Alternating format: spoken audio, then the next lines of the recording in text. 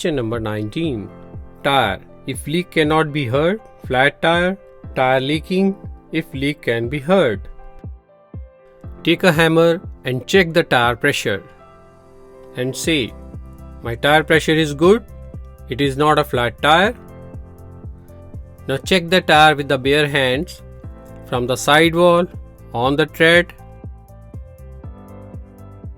and from the back of the tire and say, I cannot feel any air leakage.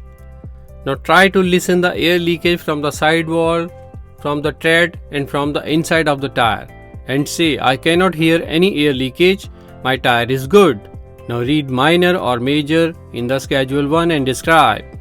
If tire is leaking, if leak cannot be heard, it is a minor defect. I will note down in my logbook, call the operator and I can drive. If it is a flat tire and if tire leaking, if leak can be felt or heard, these are the major defects. I will note down in my logbook, call the operator and I will not drive.